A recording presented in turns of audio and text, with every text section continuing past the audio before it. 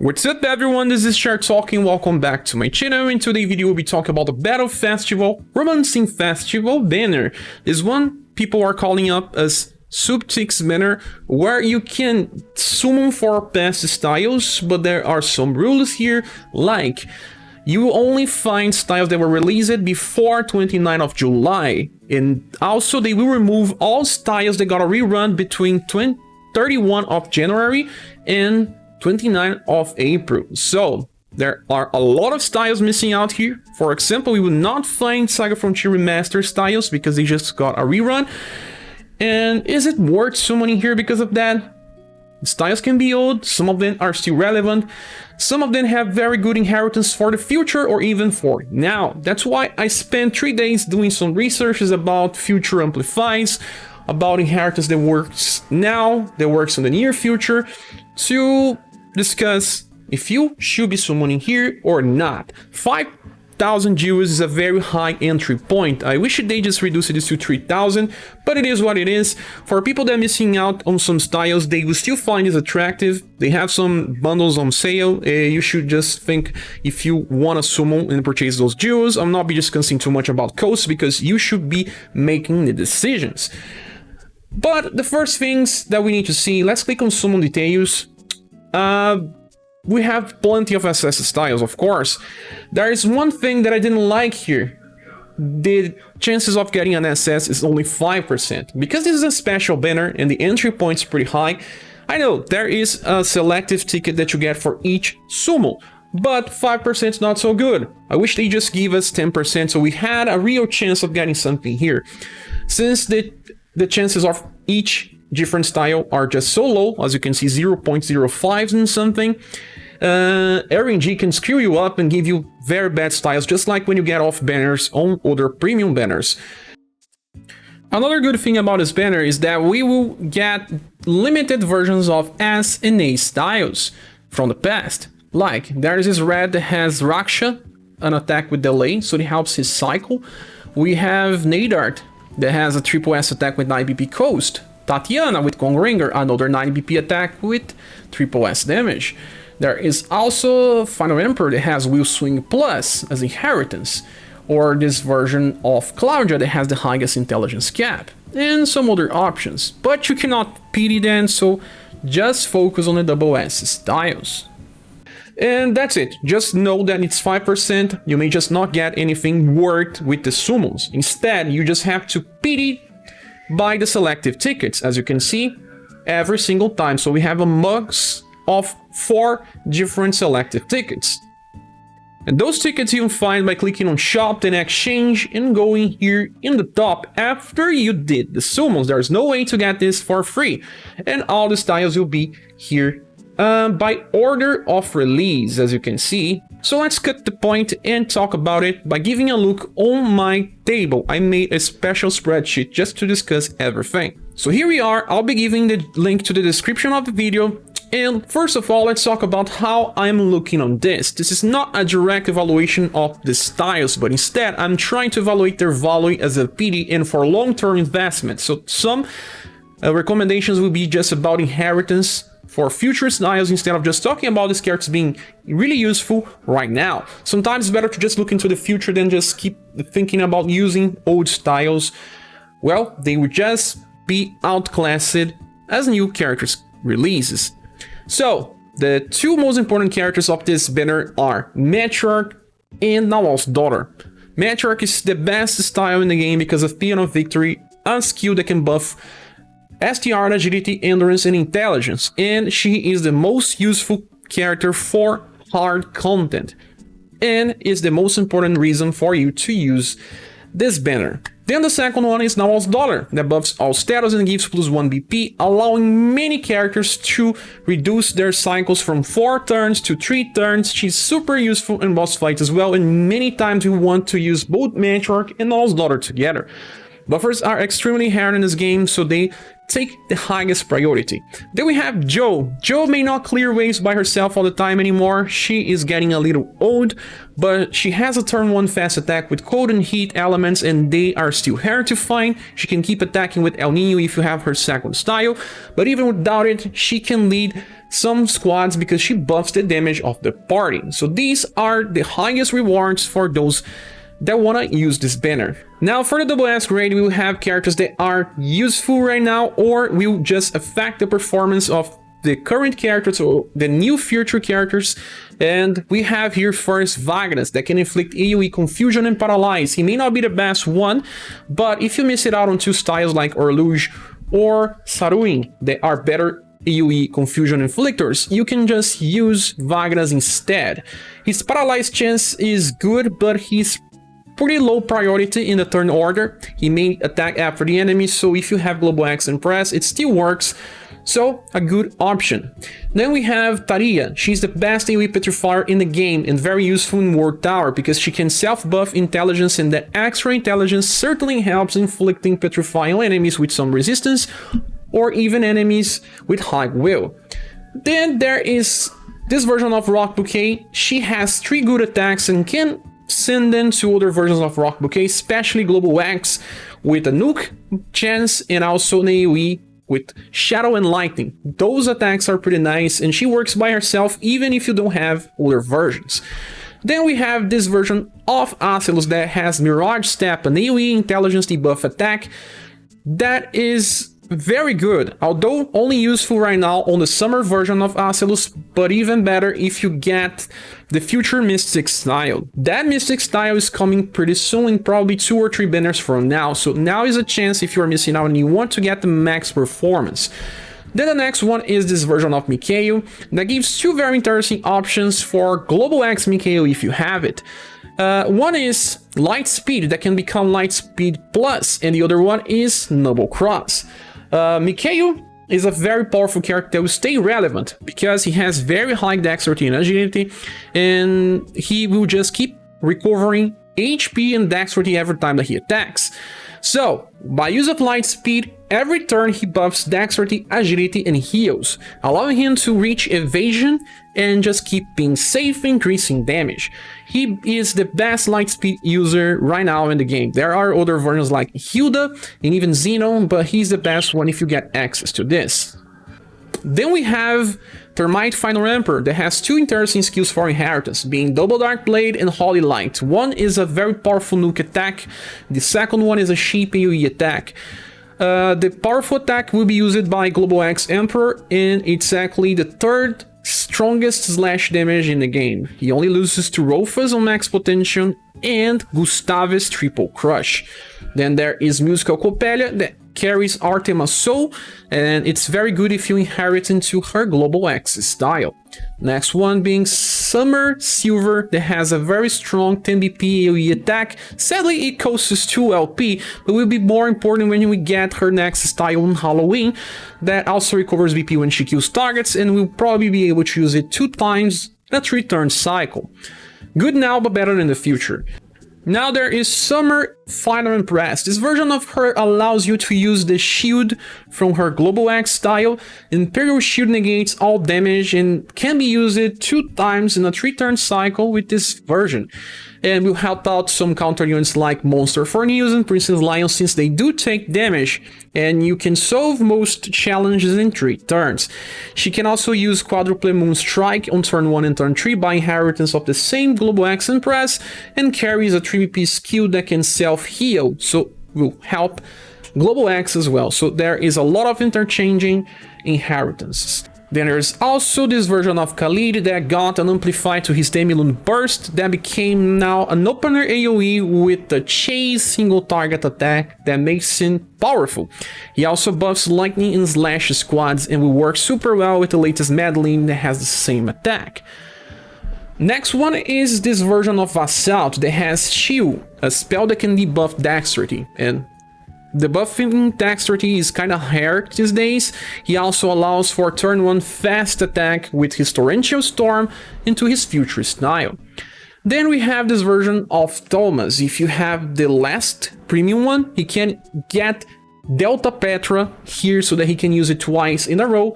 And after Taria, he's the best one to inflict Petrify on Ward Tower. Now for the next part we have Teacher Cordelia. That will help out the future style for called Prefector with multi-trust. an attack that can be used twice in a row and hits between 2 to 4 times. Big Wheels, an opener for S power pierce damage, or Anthology, a 4 BP attack that self-heals. Next up is Monica. This Monica here has 2 instant kill attacks. She may not have the highest intelligence, but she can pass on those 2 attacks into her older variants. One being Global X Monica, the other one being the recent Battle Festival Monica, and she can also do 3 AoE attacks by inheritance. This one is just to increase your build options. There is also this Award Claudia that carries Stereo Rain, an attack that has medium chance to paralyze, and she has high intelligence and can instant kill twice in a row. That was super useful in Conquest. Now we have other characters like Bertrand that can do the same with higher chance, or even Darky, but if you don't have them, she can help. There is Stun Yunjin with Bubble Pop, a 3BP spell that can stun and has the highest chance to do so. Also Water Hammer, an attack that can just debuff intelligence. These attacks are good with her, but are also even better if you have Global X Yunjin. There is also Onsen Genie, that right now may not be the best debuffer. She loses to Summer Acelus by a lot, but there is a new version of Genie coming up that will have very high intelligence. She benefits from this 2 BP attack that can debuff, and she also works if you're bringing buffers to increase her intelligence after some time. The next one is Stage Rock. This version of her has 3 very interesting attacks that adds inheritance options for older versions of Rock Bouquet, like this 6 BP Shadowed attack that will be used 3 times in her Global X variant. I also think that her passive that increases 10% intelligence is relevant in some different occasions. Next one we have Rouge. This Rouge has some good inheritance options to the latest one that has many ways to buff his damage, so you have piercing cold damage too, so it also increases his intelligence cast when you're farming. Global X Monica has Dazzling Ballet, an attack that gives her an evasion stance, and she counters with Sword Ballet. This can be used in her recent style, so if you want this, it may work for some very specific scenarios, especially if you are missing out on UDX or Pina. Then there is this version of Ferdinand that is actually a good damage dealer for long fights. He just buffs himself with a 0 BP skill and then unleashes a multi-hit attack that deals both slash and pierce damage. That's pretty similar to Summer Ellen that does the same, so she actually is good for slashing blunt damage and can also be used on an STR position. If you are missing out on boss specialists, they are not prime units, but they still work depending on if you get them or not. For the next part we have the Valentine version of Princess White Rose that has the so famous Chocolate Balls spell that can debuff agility. Sadly, this version of her is just too old that her status are bad. She can't even hit some enemies now, but you can just inherit Choco Balls into her Christmas variant if you don't have the Halloween style. I kinda suggest you to wait till you get the Halloween style because it's a meta style, but if you are on a rush and you wanna do some challenges, right now you can inherit from the style. The next one is very similar scenario where this award version of Impress has a heal spell, but this heal spell is also available in her Lunar variant. But if you don't have a Lunar variant, you have a new chance to get a heal spell into Global X Final Impress, and also has a fast attack that can be used with her Summer style on turn 1. Next one we have the Global X version of Fuse, and this version of Fuse has an attack called Proton Rocket that will be amplifiable in the future for triple S damage and roll area. So in the future we have enemies aligned in a row and column more often, so this will give him a very good attack if you have an RPO Fuse. That is still kind of far from happening, but it will.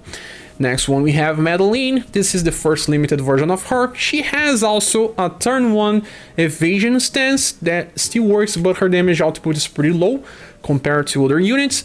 But the good thing is that she has 3 different AoE skills that will help out if you have the other versions of Madeleine, since she's more about just doing single target damage. And there is also a Tornado Blade attack that will be amplifiable to double S AoE slash in the future for turn 2 damage. Well, there is also Refactor Acelus that has the strongest slash attack of all of her different variants. With 10 DP you get 8 power. Besides that, there is also Ki. I don't think it's so useful, but She also carries the highest status cap of all her different versions, with +5 compared to all other styles. Next one is UniverSe Yunjin, that has some interesting spells. She's not meta, she's not the best one on doing this, but still serviceable. If you have Global X version, you can heal everyone and then buff intelligence and will by 20% because of one of her passives. She also has Water Hammer and a Thunder attack that deals double S power, with a medium chance to stun. Next one is Nadar. This Nadar has a triple S single target nuke that buffs endurance to the whole party. It is only useful if you have UDX Nadar. And if you have UDX Nadar, this one is his only option on going for single target while offering utility. He does have a single target option that deals similar damage with even lower cost, but since his S3 is more for AoE, this one will give him a different build for boss fights. Next one is Hannibal, and Hannibal was a very powerful character for a long time. He's getting old, but he already has a triple S power attack with good damage that will be amplifiable to 4S. So not so bad if you're missing out on pierce damage on the STR slot. There is also the first limited version of Mercetine that gives access to Ring of Life. If you still have at least one character with Ring of Life, this is a good idea to import into her Christmas style so that she is actually good. Now we have the next part. There is Teacher Yunjin that gives a 4 BP deep power AoE spell that can debuff endurance if you have Global X Yunjin. It works. There is the first Barthélemy that has Hit Win that helps the latest version of Barthélemy since he doesn't have any follow-up for AoE. Same case with the Perfector version of T260G, helping out Omega T260G having a different AoE build or a cheap AoE blunt damage. There is this version of Blue that is very outclassed by his Lunar U style, but at least offers a 6 BP Sun and Slash spell to do slash damage instead of just Sun. We'll also have this version of Rock Bouquet that can amplify Wrecking in the future for a 3 BP medium chance of stun and B power. This is pretty good.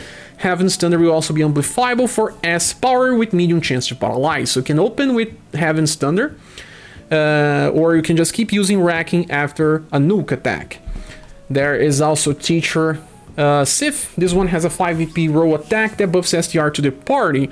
Well, she exists even before Torpid. She can even use it 3 times in a row. The problem is that she needs to stay on the front line since her agility is not so special to buff before your other character's attack. It's not a fast attack. There is the first mage version of Polka that negates fire. He's pretty outclassed by his recent style, but this one at least negates fire instead of the current one that cannot. It can be useful in some very specific scenarios, and if you don't have scatter explosions yet, you can import into a style called Even If This Body Burns to do very high damage. Then there is this version of Lance that gives an 8 BP strong single target attack to the latest version of her since she lacks this cheap nuke. Then we have Emilia. Emilia has this nuke attack that is 11 BP coast for blunt and pierce. Well, bullet dance is better for blunt, but you just get a pierce damage too if you have the Global X version that starts with 11, but only if you do. Then we have this version of Ray that's actually totally outclassed by the Christmas version, but has at least one thing that will matter in the future, and that's a medium chance to inflict poison. Besides, just for herself, she's not any good anymore. Then there is the first limited style of Silver that just has a cold and slash 8 BP multi-hit attack that will help Summer, if you want, or a future style of her. The last one is this version of Selma.